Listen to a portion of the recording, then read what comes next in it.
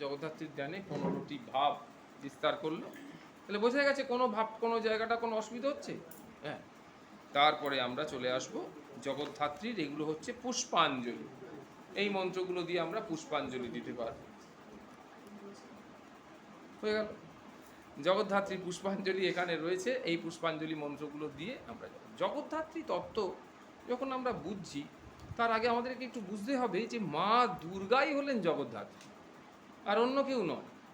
মা দুর্গা মহিষাসুরমর্দিনী। সেই মহিষাসুর মহিষ রূপ পরিত্যাগ করে হাতি রূপ ধারণ করেছিল। হাতি রূপ মানে করি, তাই না? করি মানে হাতি, ক রয় দীর্ঘই করি মানে হাতি, ক রহস্যই করি মানে কি কাজ করি। তাহলে কয় রয় দীর্ঘই হচ্ছে করি মানে হাতি। আর ইন্দ্র মানে শ্রেষ্ঠ, তাহলে হাতিদের মধ্যে শ্রেষ্ঠ, হ্যাঁ, তিনি হচ্ছেন করিন্দ্র মানে দীর্ঘকায় হাতি। সেই রূপ ধারণ করে মহিষাসুর তিনি আক্রমণ করেছেন মাকে, আর মা খড়গ দিয়ে তার গলাটা কেটে দিয়েছে। আর সেই গলাটা গিয়ে পড়েছে পায়ের তলায়, সিংহ সঙ্গে সঙ্গে চেপে ধরেছে এটা। হ্যাঁ, মা তখন চতুর্ভুজ মূর্তিতে আবির্ভূতা। তাহলে করিন্দ্রাসুর মর্দিনী মা, তিনি হলেন জগদ্ধাত্রী। মহিষাসুর মর্দিনী মা, তিনি হলেন দুর্গা। সেরকম করিন্দ্রাসুর মর্দিনী মা, তিনি হলেন জগদ্ধাত্রী। তাহলে জগদ্ধাত্রী আসলে কিন্তু দুর্গা, তাই না? সেই জন্যে জগদ্ধাত্রীর যে মূল মন্ত্র, হ্যাঁ, সেটা আরেকটা কথা বলতে হবে যেটা মনে থাকছে না, সেটা কি, যে প্রত্যেকটি এই যে পরাশক্তি আমরা বলি, এর উৎসস্থল আমরা বলেছি কি, প্রথম হচ্ছে ব্রহ্ম, তাই না? ব্রহ্মের বীজ কি? ওম, প্রণব, ওম, এটা হচ্ছে ব্রহ্মের বীজ। কিন্তু ব্রহ্ম যে কাজগুলো করছেন, এই জগৎ সৃষ্টি করছেন, দেবতার সৃষ্টি করছেন, মানুষ সৃষ্টি করছেন, জীব সৃষ্টি করছেন, জড় সৃষ্টি করছেন, সেই সৃষ্টি করছেন কিসের দ্বারা? শক্তির দ্বারা, তাই না? সেই শক্তি যিনি পরাশক্তি, যার দ্বারা ব্রহ্মা ক্রিয়াশীল, ব্রহ্ম ক্রিয়াশীল, তাকে বলা হচ্ছে রিং, তাই না? তাই সেই জন্য আমরা যখন শক্তির উপাসনা করছি তখন বলছি ওং রিং। আমাদের যে শ্রীরামকৃষ্ণ স্তোত্র শুরু হচ্ছে সেখানে আছে ওং রিং রিতম। ওং রিতম বলা হলো না, ওং রিং রিতম, তার মানে ওং রিং, আমি ব্রহ্মকেও নিলাম, তার শুদ্ধ পরাশক্তিটাকেও নিলাম। সেই পরাশক্তি বিভিন্ন সময় যুগ প্রয়োজনে বিভিন্ন রূপে আবির্ভূতা হচ্ছে, কখনো দুর্গা, কখনো কালী, কখনো চণ্ডী, কখনো চামুণ্ডা, কখনো বগলা, কখনো ষোড়শী, কখনো ধূমাবতী, কখনো মাতঙ্গী, এরকম ব্যাপার। তাহলে দেখা গেল যখনই আমরা শক্তির কথা বলছি, মানে আমাদের মনে আসছে কখন? পরাশক্তির কথা। আর সেই পরাশক্তি মানে শুদ্ধ, অতি বিশুদ্ধ, শুদ্ধ সত্য, অতি শুদ্ধ সত্য পরাশক্তির বীজ হচ্ছে রিং, তাই না? পরাশক্তির বীজ। এইবারে যখন মা এক একটা রূপে আবির্ভূতা হচ্ছেন, তখন কোনো কোনো সময় তার আলাদা বীজ তৈরি হচ্ছে। যেমন কালীর বীজ হচ্ছে ক্রিং, তাই না? এইবার আমাদের জগদ্ধাত্রীর বীজ হচ্ছে দুং, দয় দীর্ঘ অনুসার দুং, দুং হচ্ছে জগদ্ধাত্রীর বীজ। তাহলে যখন মূল মন্ত্রে আমরা আসছি, তখন মূল মন্ত্রটা কি? ওং রিং দুং জগদ্ধাত্রী দুর্গা দেব্যই নম। তাহলে জগদ্ধাত্রী কিন্তু দুর্গাই, তাকেই আমরা প্রণাম করছি। যেমন হিং আছে তেমনি দুংও আছে। রিং মানে পরাশক্তি, আর সেই পরাশক্তির ইনকারনেশন হলেন মা জগদ্ধাত্রী, তাই জন্যে দুং। ওং রিং দুং জগদ্ধাত্রী দুর্গা দেব্যই নম। একটা মূল মন্ত্র আমরা পাওয়া গেলাম। মা জগদ্ধাত্রীর যা কিছু নিবেদন করা, তুমি একটু ফুল নিবেদন করলে, মনে করলে, হ্যাঁ, একটা তুমি কোনো ফুল পেলে না, একটা গাঁদা ফুল পেলে, ওই গাঁদা ফুলটাকে 28টা ছিঁড়ে ছিঁড়ে 28টা রাখলে, সেই 28টা একটা করে তুলে তুলে মাকে দিলে, ওং রিং দুং জগদ্ধাত্রী দুর্গা দেব্যই নম, ওং রিং দুং জগদ্ধাত্রী, হ্যাঁ। সেরকম জবা পেলে, এরকম যেরকমভাবে পদ্ম ফুল পেলে, সেরকম। তাহলে এইগুলো যাচ্ছে, আমরা দেখছি কি যে মা জগদ্ধাত্রী দুর্গা ছাড়া আর কিছু নয়। এইবার তাকে আমরা পুষ্পাঞ্জলি দেব, তাই না? সেই পুষ্পাঞ্জলিতে কি মন্ত্র বলা হচ্ছে দেখো, এগুলো অনেকগুলোই পরিচিত মন্ত্র। আচ্ছা, আয়ুর দেহি, মা তুমি আমাকে আয়ু দাও। আয়ু দেওয়ার অর্থ কিন্তু দুটো, যত আয়ু দেবে তত আমি ভোগ করতে পারবো। এই কতদিন আর সবে ছেলেটা চাকরি পেলো, এসি এনেছে, গাড়ি কিনেছে, এখনই যদি মরে যায় তাহলে এসি কে ভোগ করবে, হ্যাঁ, গাড়ি কে ভোগ করবে, এই সমস্ত একটা ব্যাপার। সুতরাং এখন মরণটা দিও না, কয়েক বছর বাঁচিয়ে না, একটু ভোগ টোগ করে নিই। তাহলে ভোগার্থে গৃহীতম আয়ু, হ্যাঁ, আমরা ভোগার জন্য আমরা আয়ুটা গ্রহণ করছি। আবার বলছে যে কি ত্যাগার্থে গৃহীতম আয়ু, মানে আরো কিছু বছর বাঁচলে তোমার একটু ভজন সুধা, ভজন রস, একটু সাধু সঙ্গের আনন্দ পেতাম। মা নিকষা পালাচ্ছে, যখন রাম আর লক্ষ্মণ ওই রাবণের লঙ্কাপুরীতে ঢুকছে, তখন কেউ নেই, সব শেষ, সব মরে গেছে। হ্যাঁ, তার নিকষা দেখি পালাচ্ছে, তখন লক্ষ্মণ জিজ্ঞেস করছে দাদা কি হবে, বলে গিয়ে জিজ্ঞাসা করো, বলছে মা আপনি পালাচ্ছেন কেন? বলে তোমরা মারবে না তো? বললো না না, কেন মারবো, আপনাকে কোনো মারার ব্যাপার, আমাদের কাজ হয়ে গেছে। তখন বলছে হ্যাঁ, বলে আপনার এত মৃত্যুভীতি, সব তো আপনার সন্তানেরা, নাতিরা, প্রনাতিরা সব তো চলে গেছে, তাও আপনার এত মৃত্যুভীতি? বলে হ্যাঁ, যদি মরে যায় তাহলে রামের আর বাকি লীলাগুলো দর্শন করতে পারবো। তাহলে কি কারণে আয়ু? আয়ুষ কামনা কি জন্যে? ভোগার্থে নয়, ত্যাগার্থে, একটি আনন্দময় জীবন যাপন করার জন্য, একটি ভাগবতী জীবন যাপন করবার জন্য। যে এই জীবনে আমার পূর্বতন যত পাপরাশি আছে আমি নাশ করে দিয়ে পূর্ণ মুক্ত হয়ে চলে যাব।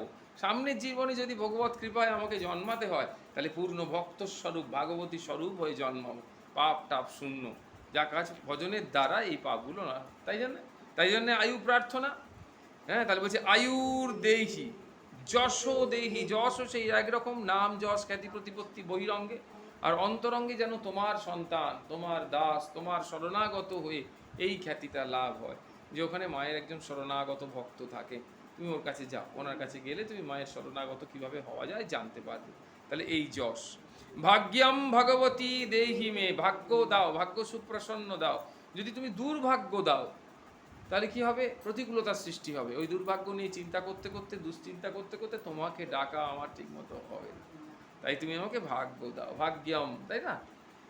পুত্রান দেহি, পুত্রান বলতে এখানে এই পুত্র শব্দটি ব্যবহার হয়েছে পুত্র কন্যা দুটি অর্থেই। পুত কথাটার অর্থ হচ্ছে নরক, একটা নরকের নাম হচ্ছে পুত, পয় হস্যৌ খণ্ড ত, তার নাম হচ্ছে পুত। পুত নামনি নরকাত ত্রায়তি ইতি পুত্র। পুত্রের প্রয়োজন কেন? না, পুত নামক নরক থেকে তিনি উদ্ধার করেন, মুখাগ্নি করেন, কার্য করেন, কৃচ্ছ সাধন করেন, বলি এই আমাদের কি বলে ওটা, পিণ্ড প্রদান করেন, ব্রাহ্মণ ভোজনাদি করান, দান ধ্যান করেন। এগুলোর মাধ্যমে তিনি আমাদেরকে কি করেন না, ঊর্ধ্বগতি যাতে হয় তার। তাহলে এখানে সেই কাজটি কন্যাও করতে পারে, তাতে কোনো অসুবিধা নেই। তাহলে পুত্র শব্দের এখানে অর্থ হচ্ছে পুত্র বা কন্যা, অর্থাৎ আমার সন্তান দাও, যাতে করে আমার মুক্তিটি ওই ক্রিয়াকলাপের মধ্য দিয়ে যায়। পুত্রান দেহি, ধনম দেহি, ধনটাও দুরকম, একটা পারমার্থিক ধন, একটা জগজাগতিক ধন। সর্বান কামাঞ্চ দেহি মে, যা যা আমার চাই সমস্ত কিছু তুমি আমার পূরণ করে দাও, সব সব। আমি হয়তো কিছু কিছু কামনা জানি, কিছু কিছু কামনা আমি জানতে পারছি না, যেগুলো আমার আত্যন্তিক কল্যাণের জন্য প্রয়োজন, সেগুলো তুমি আমাকে দাও। তাহলে বোঝা গেল এটি একটা মোটামুটি বহিরঙ্গে সকাম প্রার্থনা। অন্তরঙ্গে খুব বিচারশীলতার দ্বারা দেখলে তাহলে নিষ্কাম বলে মনে হবে, কিন্তু বহিরঙ্গে এটি একটি সকাম প্রার্থনা। তারপরে ভগবতী ভয়োচ্ছেদে, ভগবতী মানে হচ্ছে ভগবানের স্ত্রীলিঙ্গ ভগবতী, ভগবান থেকে ভগবতী। ভয়োচ্ছেদে মানে ভয়নাশিনী, তুমি আমাদের সব ভয় দূর করো। তারপরে কি ভবতারিণী, তুমি এই ভব সংসার থেকে তারণ করো। কামদে মানে অভীষ্ট দায়িনী, আমাদের যা যা মনোবাঞ্ছা, যা যা অভীষ্ট, তুমি আমাদেরকে সেগুলো পূরণ করো। বোঝা যাচ্ছে? কামদা মানে অভীষ্ট দায়িনী, যা যা আমি চাইছি সেইগুলো, অভীষ্ট দায়িনী। শঙ্করী, মা হচ্ছেন শঙ্করী, দুর্গার মানে শিবের ঘরণী। কৌশিকী ত্বমহি কাত্যায়নী নমস্তুতে, মায়ের নাম কৌশিকী এবং মায়ের নাম কাত্যায়নী। কাত্যায়নী ঋষির সেই উঠানে তিনি আবির্ভূতা হয়েছিলেন, সমস্ত তেজপুঞ্জ একত্রিত হয়ে। প্রচণ্ডে পুত্রদে নিত্যম সুপ্রীতে সুরনায়িকে, মা হলেন প্রচণ্ডা, প্রচণ্ড রূপ ধারণ করেছেন ওইসব সাংঘাতিক সাংঘাতিক হিংস্রতম রাক্ষসদের, দানবদের দর্প বিদলন করবার জন্য তিনি প্রচণ্ড রূপে আবির্ভূত হয়েছেন। পুত্রদে, তিনি আমাদের সন্তান কামনা করলে তিনি কৃপা করে সন্তান প্রদান করেন। নিত্যম সুপ্রীতে, তিনি নিত্য আনন্দময়ী। সুপ্রীতে মানে প্রীতি মানে আনন্দ, তাহলে সুপ্রীতি মানে আনন্দ, তিনি নিত্য আনন্দময়ী, আনন্দময়ী। বলছি যার মা আনন্দময়ী, নিরানন্দ তার কি সাজে, এইরকম আর কি। এই তাহলে নিত্যম সুপ্রীতে। সুরনায়িকে মানে সুরশ্রেষ্ঠা, সুর মানে দেবতা, তাদের মধ্যে শ্রেষ্ঠা মা। কুল, এখানে একটুখানি ওই প্রিন্টিং মিস্টেক হয়েছিল বলে ঠিক করে দেওয়া আছে, দেখো দোত দয়জফলা ও কার পরের লাইনে কুলোদ্যোত, দয়জফলা ওকার, তো বোঝা যাচ্ছে তো? হ্যাঁ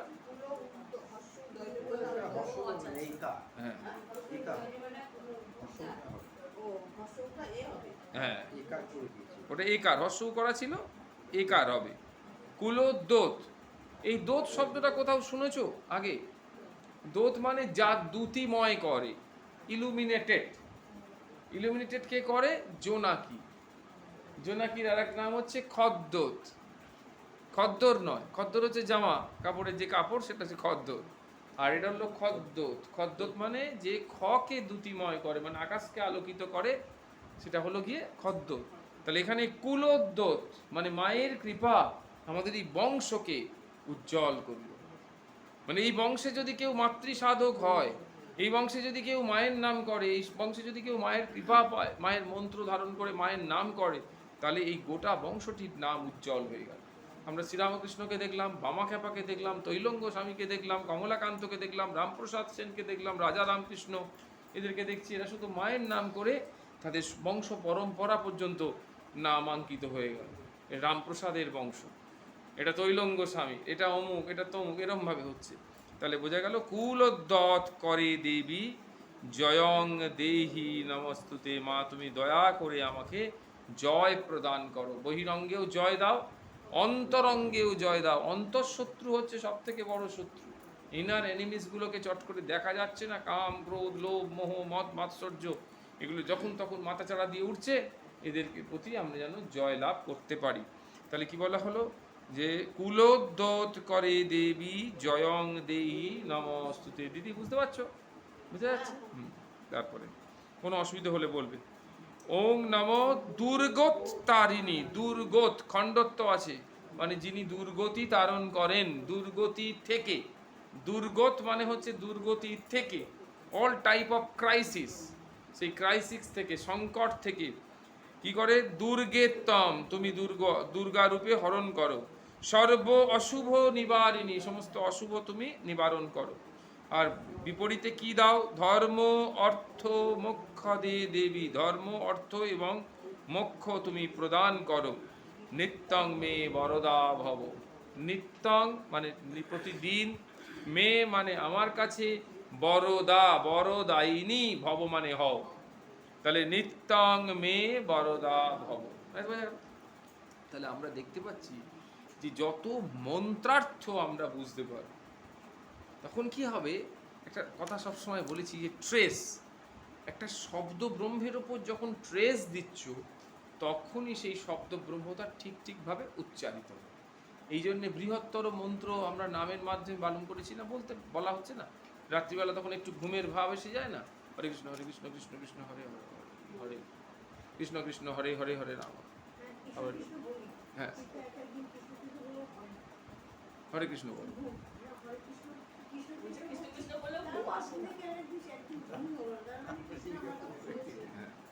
কৃষ্ণ শুনছি, কৃষ্ণ শুনছি।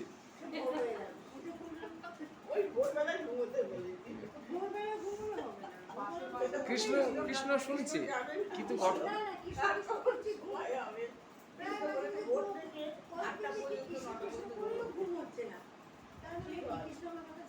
না, ঘটনাটা কি হলো? বলছে কি যে কৃষ্ণ কৃষ্ণ করা ঘুমের উদ্দেশ্যে নয়, কৃষ্ণ কৃষ্ণ করা হচ্ছে পাপ বিনষ্টের জন্য। আমার প্রথম কথা হচ্ছে আমাকে বুঝতে হবে যে আমি কেন কাজটা করছি, ভালো করে জিনিসটা বোঝো, তাই না? কেউ বলে রাত্রিবেলা আমার ঘুম আসে না, তখন কোনো একটা ডাক্তার পরামর্শ দিল আপনি সারাদিন পরিশ্রম করুন, বিছানায় শোবেন না, তাহলে সারাদিনের ক্লান্তি গিয়ে আপনার রাত্রিরে ঘুম হবে। তাহলে এই যে রাত্রিরে ঘুমের জন্য আমি কর্ম করছি, কিন্তু এটা তো শাস্ত্রীয় থিওরি নয়। কর্ম করার জন্যে কর্তব্যরূপে কর্ম করা। কিন্তু ডাক্তার যখন দেখলো যে এই ঘুমটা আসছে না, তখন তিনি একটি এরকম একটা ব্যবস্থাপত্র দিল, প্রেসক্রিপশন, যে তুমি সারাদিন অতিরিক্ত পরিমাণে যেমন কর্ম করছো করে যাও, কিন্তু বিশ্রাম নিও না, তার ফলে একটা ক্লান্তি তৈরি হবে, সেই ক্লান্তিতে তুমি অটোমেটিক্যালি ঘুমিয়ে পড়বে, এরকম আর। কিন্তু আমি কাজটা করছি রাত্রিরে ঘুমোবো বলে, এরকম নয়, কিন্তু এখন সেই রকম হয়ে গেছে। সেরকম আমরা নাম জপ করছি, তার কারণ হচ্ছে যতক্ষণ আমার ঘুম না আসছে, আমি নাম জপ করছি মানে ঘুমটা আনানোর জন্য নয়, for only utilising the time properly. আমার সময়টার সদ্ব্যবহার করার জন্য, অব্যক্ত কালত্যম। কারণ 11টার সময় আমি ঘুমিয়ে পড়ি, তার মানে আমার কতটা সময়, 11টার সময় ঘুমিয়ে আমি 4টে উঠছি, তার মানে 5 ঘন্টা, 5 আওয়ার্স, সেটা একদম নষ্ট হয়ে যাচ্ছে, উইদাউট নামে চলে যাচ্ছে। সেই থেকে আমি জানেন না, যদি 11টার জায়গায় 11টা 15 মিনিট এই নামটা করি তারপরে ঘুমিয়ে পড়ি, তাহলে আমার 15 মিনিট এক্সট্রা এই হলি নেমের সাথে আমার একটা অ্যাটাচমেন্ট রয়েছে। বাহ,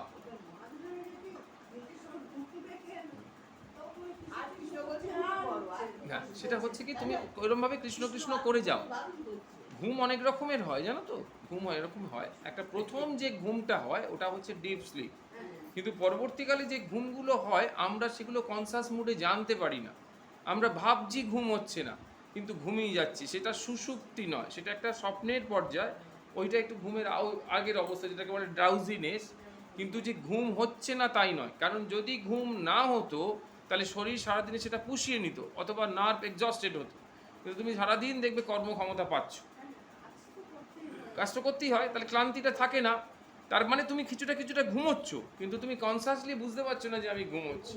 তুমি একমাত্র ডিপ স্লিপটাকেই কেবলমাত্র ঘুম বলে আইডেন্টিফাইড করছো, আর বাকি ঘুমগুলোকে তুমি পর্যায়ভুক্ত করছো না।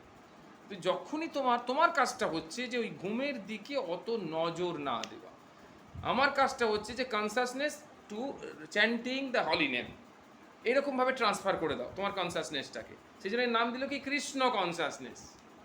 তাহলে কৃষ্ণ কনসাসনেসের কাজ কি, যে ঘুম হচ্ছে কি হচ্ছে না সেটা দেখার দরকার নেই, টাইম বাড়ছে কি বাড়ছে না আমার দেখার দরকার নেই, ওঠার সময় হয়ে গেল কি হয়ে গেল দেখার দরকার নেই।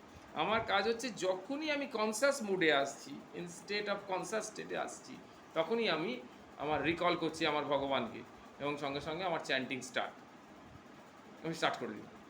এইবার একটা দিন ওই চ্যান্টিংটাই তোমাকে কি করবে, তোমার ঘুমের প্রয়োজন যতটুকু মিটিয়ে নেবে, যতটুকু ক্লান্তি সেটা ঘুচিয়ে দেবে। এরকম নামকে কর্তা করে এগিয়ে যাও, বুঝতে পারছো? তুমি ওই নিয়ে আর কোনো চিন্তা করো না, দেখো না কি সুন্দর কাজ করবে। তাহলে সেই রকমভাবে এখানে বললো দুর্গোত্তারিণী, মানে সমস্ত দুর্গতি থেকে, দুর্গম অবস্থা থেকে মা আমাদেরকে ত্রাণ করেন, মানে তারণ করেন, রেস্কিউ আস। দুর্গেত্তম সর্ব অশুভ নিবারিণী ধর্মর্থ মোক্ষদে দেবী নিত্যঙ্গে বরদা ভব, নিত্য আমাদের প্রতি বরদান। দুর্গে দুর্গে মহাভাগে, হে মা দুর্গা, হে মা দুর্গা তুমি মহাভাগ্যবতী, তাই না? ভগবানকে বলা হচ্ছে যে তুমি মহাভাগ্যবতী, এত সন্তান পেয়েছো, এত রূপ পেয়েছো, এত দৈত্য দলন করেছো, আমাদের জন্য রাস্তা পরিষ্কার করে দিয়েছো, তোমাকে প্রাপ্তির পথ সুলভ করে দিয়েছো। ভগবানের অশেষ কৃপা দেখো, চিন্তা করে দেখো, ভগবানের বৈকুণ্ঠেশ্বর এই আমাদের বিভিন্ন যুগে এসে লীলা করে তিনি যে এই যে লীলার আখ্যান আমাদের সামনে করিয়ে দিয়ে গেলেন, তার ফলে তো সেই লীলা আমরা আস্বাদন করতে পারছি, সেই লীলা আস্বাদনের মাধ্যমে আমরা পবিত্র হচ্ছি, তাই না? হ্যাঁ, আনন্দ থেকেও আমার পাপ প্রবৃত্তিগুলো নাশ হচ্ছে। হ্যাঁ, এবং আরও এই যে দিদি বললো আনন্দ শব্দটাতে আমার একটু বলার সুবিধে হলো, আর একটু বেড়ে গেল। আনন্দ কোনটা সেটা স্পেসিফিক জানতে পারছি এইখান থেকে। লীলা না করলেও আমরা আনন্দ পেতাম, যেগুলো আমরা জাগতিক আনন্দের মধ্যে সবসময় লুক্কায়িত রয়েছি। বিরিয়ানি খাবার মধ্যে কেউ আনন্দ পাচ্ছি, এক প্যাকেট বিরিয়ানি ঝোলাতে ঝোলাতে নিয়ে চলে এলো রাত্রিবেলা, খুব স্যাটিসফাইড, আমাকে কি রান্না করতে হবে না, তার মধ্যেও একটা আনন্দ আছে। হ্যাঁ, এবং বেশ সুন্দর করে খেয়ে একটা ঢেকুর তুললেই শুয়ে পড়লো, সেটার মধ্যে একটা আনন্দ আছে। কিন্তু যদি ভগবান লীলা না করতেন তাহলে কেউ জানতে পারতো না যে ওই আনন্দটা যেমন আছে তার থেকেও আরেকটা বড় আনন্দ এরকম প্যাকেট করে রাখা আছে, সেইটা খুললে এটা পাওয়া যায়। কারণ ওটা পার্মানেন্সি নেই, হয় মধ্যরাত্রিরে কোচোমাটেকুর ভাঙতেও পারে, পরের দিন হয়তো পটির মধ্য দিয়ে সব বেরিয়ে যাবে, কিন্তু এই আনন্দটা একদম কনসিস্টেন্টলি আমার মধ্যে থেকে যাবে। তাহলে এই স্পেসিফিক যে ব্যাপারটা, সেই জন্যে আমাদের ইংরাজি লিটারেচার সেটাকে ভাগ করে দিল, বললো ওটাকে বললো কি এন্টারটেনমেন্ট, ওটাকে বললো জয়, ওটাকে বললো প্লেজার, কিন্তু ভগবত আনন্দ বা ভগবত বিষয়ক যে আনন্দ তাকে বললো ব্লিস। কারণ ওটা ফুরোচ্ছে না, ওটা থেকেই যাচ্ছে, এটা কনসিস্টেন্ট, তাই না? তাহলে এই যে আনন্দটা আমাদের এখানে বললো কি, যে তুমি মহাভাগ্যবতী। ত্রাহিমাম শঙ্কর প্রিয়ে, হে শঙ্করের অধিষ্ঠাত্র, শঙ্করের মানে শক্তি, তুমি কৃপা করে আমাদেরকে উদ্ধার করো।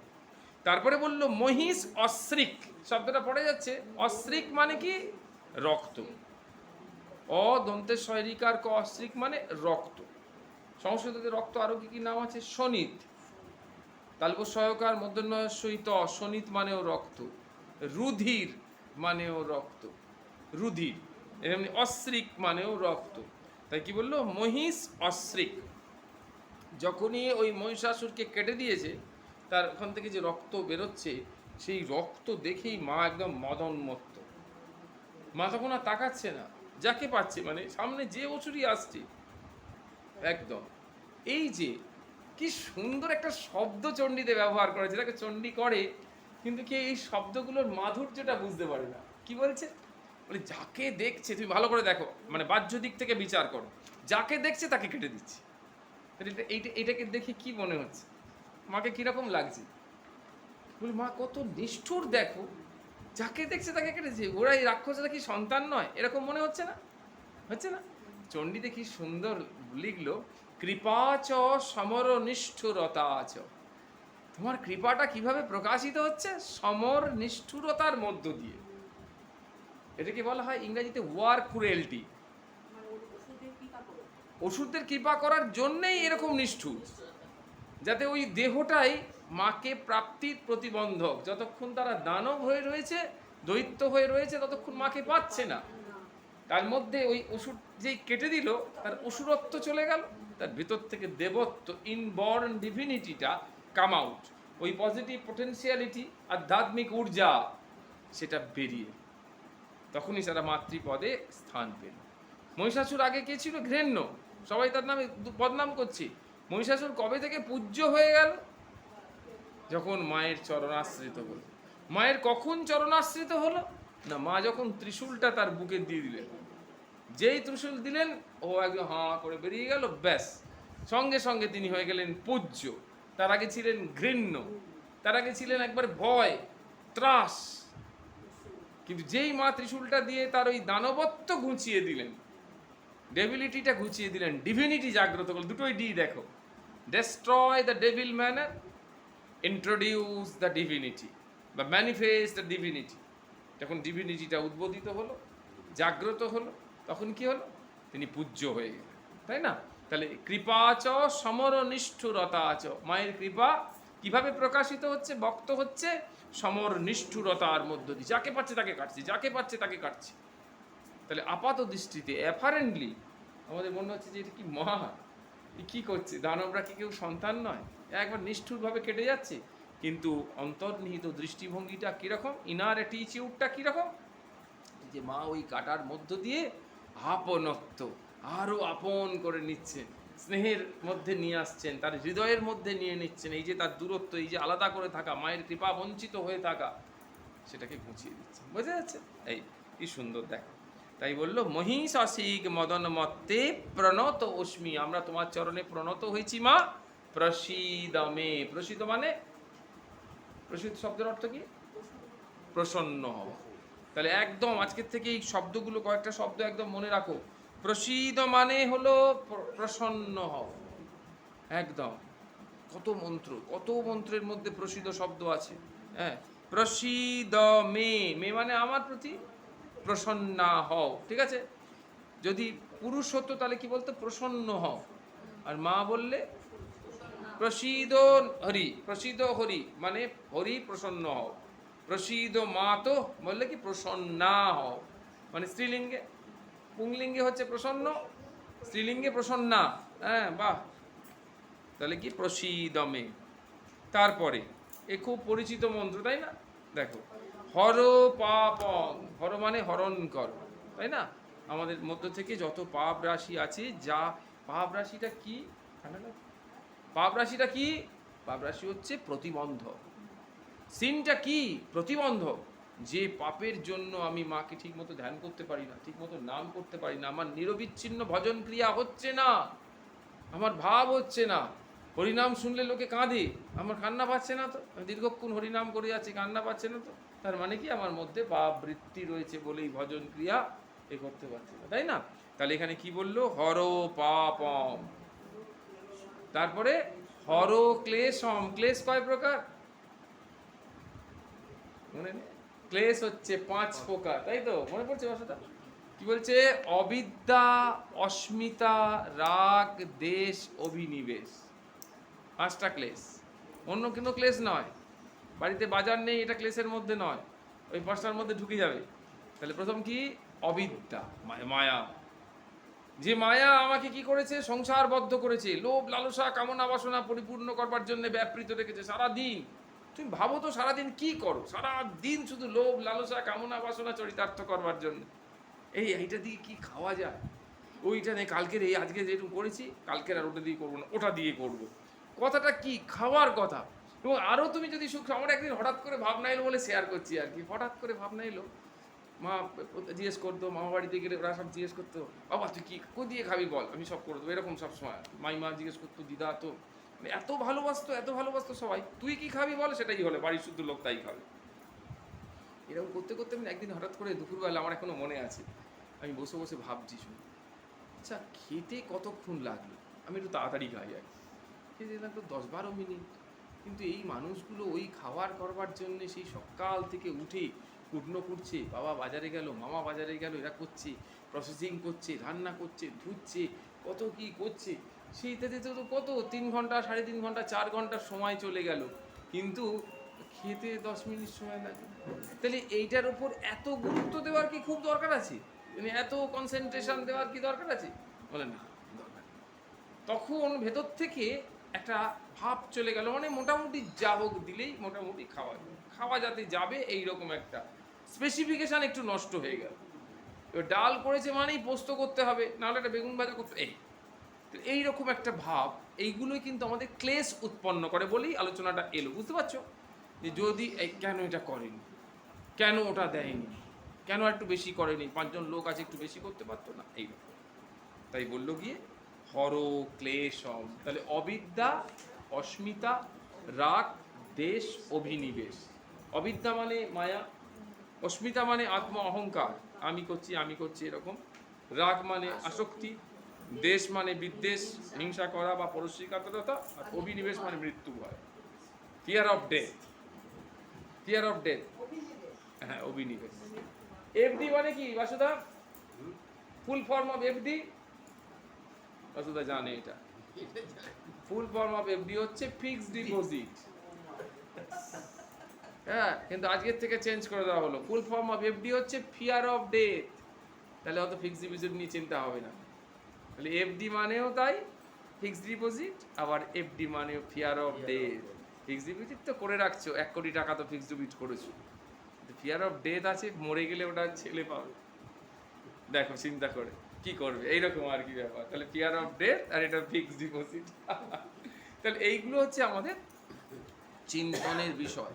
খুব সুন্দর করে গীতার 13তম অধ্যায় রয়েছে, কি সুন্দর করে ভগবান বললেন। এই লাইনটা একদম চোখের সামনে। আমাকে একজন সন্ত মহারাজ বলেছিলেন, বাবা চোখের সামনে একটা দেয়ালে, আমাদের পুরনো বাড়ির দেয়ালে ছিল, নতুন বাড়িতে লেখা হয়নি, এরকম দেয়ালে লেখা থাকতো, আমি সব যেগুলো যা শুনতাম লিখে দেয়াল করে। মা বলে এটাও আবার লাগালি? লাগানো। কি লেখা আছে? জন্ম, মৃত্যু, জরা, ব্যাধি, দুঃখ, দোষানুদর্শনম। দেখবে বাড়িতে গিয়ে 13 অধ্যায় খুলবে, 8 থেকে 12-র মধ্যে কোন একটা শ্লোক, আমার ঠিক মনে পড়ছে না কোন শ্লোকটা, কিন্তু এর মধ্যে দেখবে জন্ম, মৃত্যু, জরা, ব্যাধি, দুঃখ, দোষানুদর্শনম, মানে এগুলো আমার জীবনে আছে, সেগুলো দোষ দর্শন করা, এগুলোকে নিয়ে বেশ আনন্দে আছি। সবাই মরে যাচ্ছে, আমি ভাবছি আমাকে তো যেতে হবে না, ওরা যায় যা, আমি তো আর যাবো না। যুধিষ্ঠিরকে যক্ষ প্রশ্ন করেছি, কি আশ্চর্যম? হ্যাঁ, বলে কি আশ্চর্য কি একটু বলো। যুধিষ্ঠির বলছে অনন্য হানি ভূতানি গচ্ছন্তি যম মন্দিরম শেষা স্থিরত্বম ইচ্ছন্তি কি আশ্চর্য মতঃপরম। বলছে প্রত্যেক দিন মৃত্যুর মিছিল। কবিটা কি দেখলাম, একটা চিতাতে 4টে মরা তুলে দিয়েছে। বলছে সকাল থেকে মোটামুটি 1000 হয়ে গেছে। যখন বলছে 1000 হয়ে গেছে, তখন 1500 মরা বাইরে রয়েছে।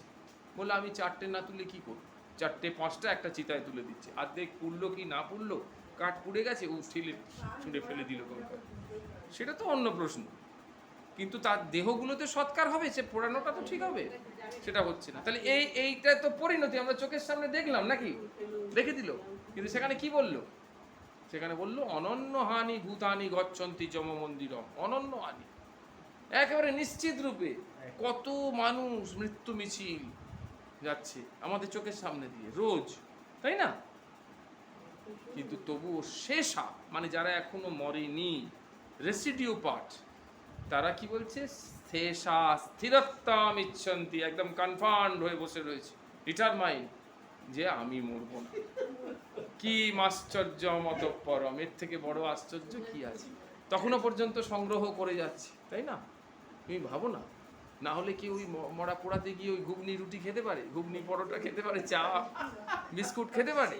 তার মৃত্যু ভয় নেই বলেই তো।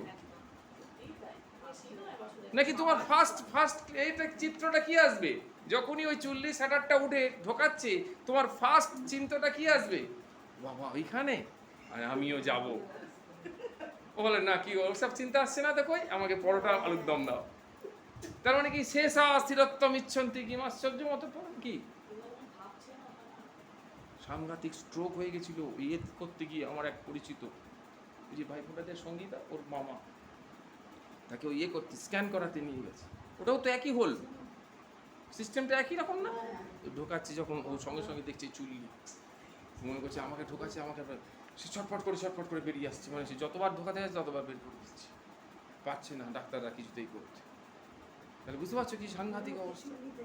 হ্যাঁ, মনে করছে আমি যেন চুল্লির মধ্যে ঢুকছি, এরকম খানিকটা কনসেপ্ট না? হ্যাঁ, এরকম।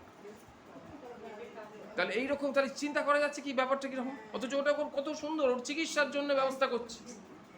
তাহলে এই ভীতিটা, তাহলে প্রতি মুহূর্তে আমাদের একটা মরণ অভিবেশ হবে সময়। আজকের উঠলাম সুন্দর করে, সকালে উঠলাম, চলছি, কালকের উঠতে পারবো কিনা কোনো গ্যারেন্টি নেই। সুতরাং আমাদের সেই মতো জীবনযাপন করতে হবে, সেটাকে বললো অভিনিবেশ। তাহলে এটা হলো পঞ্চক্লেশ। সেই পঞ্চক্লেশ থেকে মা মুক্ত যাতে করেন তার জন্য প্রার্থনা। হর ক্লেশম, হর শোকম, আমাদের শোক তুমি হরণ করো। হর অশুভম, হর রোগ, হর ক্ষোভম, যার যার প্রতি ক্ষোভ জন্মেছে, ডিস্যাটিসফ্যাকশন তৈরি হয়েছে যেগুলো থেকে, সেগুলোর ক্ষোভ দূর করো। হর মারি, মহামারী হলো এই কোভিড, বসন্ত, কলেরা আগে ছিল, ম্যালেরিয়া।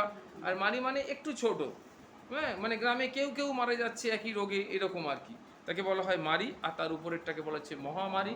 হরপ্রিয়ে, হে শিবের প্রিয় প্রিয়া, তুমি আমাদেরকে এইগুলো থেকে মুক্ত করো। বোঝা যাচ্ছে? তারপরে হচ্ছে কালী, কালী মহাকালী, মানে হে কালী, হে মহাকালী, হে কালীকে, হে পাপহারিণী, তুমি কৃপা করে ধর্ম অর্থ মোক্ষ আমাদের প্রদান করো। এইবার বললো নারায়ণী নমস্তুতে। তাহলে মা কে? মায়ের আসল স্বরূপ কি? আমরা একটু আগে পেলাম মা হচ্ছেন শিবের প্রিয়া, কিন্তু মায়ের আসল স্বরূপটা কি? শিবের প্রিয়া হচ্ছে পরিচয়, কিন্তু মায়ের স্বরূপটা কি? মা হলেন নারায়ণী, অর্থাৎ মায়ের মধ্যে বৈষ্ণবী শক্তি রয়েছে। মা হচ্ছেন পরমা বৈষ্ণবী। আমি কালী রূপে দেখছি, তাকে মাছ ভোগ দেওয়া হচ্ছে, মাংস ভোগ দেওয়া হচ্ছে, খিচুড়ি ভোগ দেওয়া হচ্ছে, কিন্তু মা আসলে কি? যেমন কালীঘাটের মাকে সমস্ত খেতে দেওয়া হয়, কিন্তু কালীঘাটের তত্ত্বে বলা হচ্ছে যে মা ওসব কিচ্ছু পছন্দ করেন না। মায়ের প্রিয় খাদ্য কি? বাসন্তী পোলাও আর রাজভোগ। কালীঘাটের মায়ের যে মূল পছন্দের খাবার হচ্ছে প্রসাদ, না মায়ের পছন্দ, হ্যাঁ, সেটা হচ্ছে বাসন্তী পোলাও আর রাজভোগ। এবং সে নির্দিষ্ট দোকান থেকেই রাজভোগটা আসে, আর ওই শুদ্ধভাবে ওই বাসন্তী পোলাও তৈরি করা হয়, মা সেটাই গ্রহণ করে। ওই রাজসিক খাওয়া দেওয়া হয়, মাংস মাছ ওসব দেওয়া হয়, কিন্তু মা সেদিকে ফিরেও তাকান না, কারণ মা হলেন পরম বৈষ্ণবী। এখানে পেলাম আমরা নারায়ণী নমস্তুতে। এটা হচ্ছে কি, কোনো একদিন হয়তো বলেছিলাম, আমার মনে হচ্ছে আজকেরও বলি। সুরা হচ্ছে কি, এটা খানিকটা মেডিকেল সায়েন্সের বিষয়। আমরা যখন এই যে সোজা হয়ে বসি না, তখন আমাদের এই যে মেরুদণ্ড, এই মেরুদণ্ডের এন্ডটা হচ্ছে কক্সিসে, একদম মলদ্বারে গিয়ে শেষ হয়েছে, আর এটা শেষ হয়েছে যেখানে তোমরা খোঁপা মাধো, ঠিক এইখানে গিয়ে শেষ হয়েছে। এটাকে বলা হয় স্পাইনাল এন্ড, বাংলায় বলে সুষুম্না শীর্ষ। ঠিক আছে, একদম খোঁপার মতো দেখতে। খোঁপার মতো দেখতে কেন না, ওখান থেকে 24 জোড়া, 24 কাপেল, 24 কাপেল ক্রেনিয়াল নার্ভ বেরিয়েছে। আর সেই ক্রেনিয়াল নার্ভগুলো এক একটা অর্গানসের সাথে যুক্ত হয়েছে, যেমন চোখের সাথে একটা, কানের সাথে একটা, অডিটারি, অলফ্যাক্টরি, অ্যাসোভেগাস, এসব যুক্ত হয়েছে। প্রত্যেকটা নার্ভ ওই সুষুম্না শীর্ষ থেকে এসছে। এইবার যখন আমরা এরকম সোজা হয়ে বসছি, তখন ওই স্পাইনাল এন্ড থেকে একটা ফ্লুইড উপরের দিকে ওঠে, এবং সেটা ওই মস্তিষ্ক সুষুম্নার কাণ্ডের এখানে গিয়ে টপ টপ করে এই আলজিভ দিয়ে ঝরে পড়ে। ওটাকে বলা হয় একটা ইংরাজি শব্দ, একটা মেডিকেল সায়েন্সের শব্দ, সেটাকে বলা হয় সিএসএফ। তার ফুল ফর্ম হচ্ছে সেরিব্রোস্পাইনাল ফ্লুইড, মস্তিষ্ক সুষুম্না রস বাংলায় বলে। ওইটা টপ টপ করে পড়ে, আর যার যত বেশি পড়ে সে তত ইন্ট্রোভার্ট হয়ে যায়, সে তত ইন্ড্রন হয়ে যায়, একেবারে অন্তঃকরণ বৃত্তিতে। বহির্মুখী বৃত্তি তার থাকে না, অন্তর্মুখী বৃত্তি সম্পূর্ণ একদম বহনে চলে যায়, ডিপেস্ট কন্টেম্পলেশনে চলে যায়। এটাকেই বলা হচ্ছে নেশা, এটাকেই বলা হচ্ছে সুরা, এটাকেই বলা হচ্ছে মদ। কিন্তু সাধকরা এত সাধারণ অবস্থায় বর্তমানে থাকে, তার জন্যে ওই জায়গাটাতে তারা পৌঁছয় না, আর ওই জিনিসটা স্খলিত হয় না, নট সিক্রিয়েট। হরমোনটাও তো তাই। হ্যাঁ, হরমোন যখন কারোর জেনারেলি সিক্রিয়েট না হয় তখন ওষুধ প্রয়োগ করতে হয় না।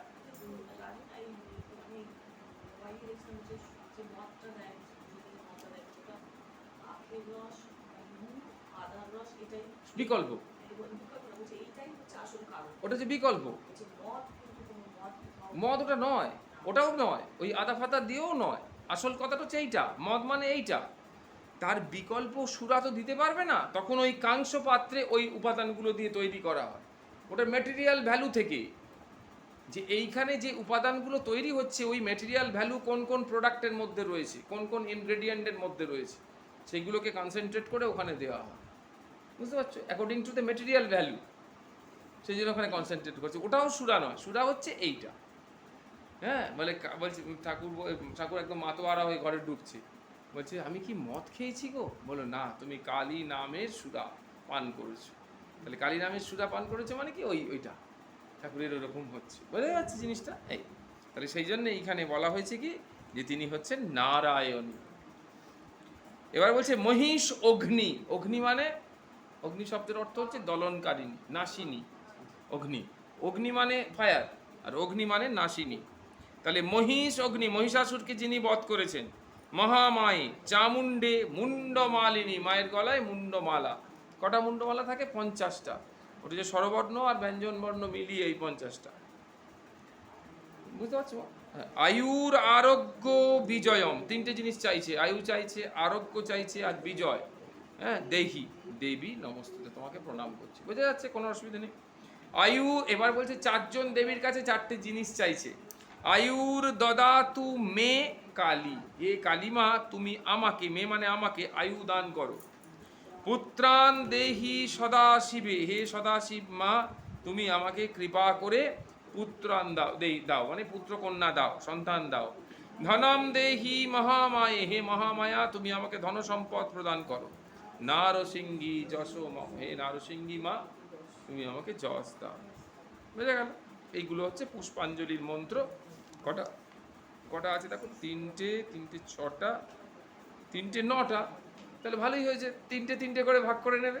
প্রথম 3টে স্বতন্ত্র পুষ্পাঞ্জলি দিয়ে, আবার 3টে স্বতন্ত্র পুষ্পাঞ্জলি, আবার 3টে স্বতন্ত্র, 3বার হয়ে যাবে কায় মনোবাক্যে। এবার জগদ্ধাত্রী স্তোত্রম।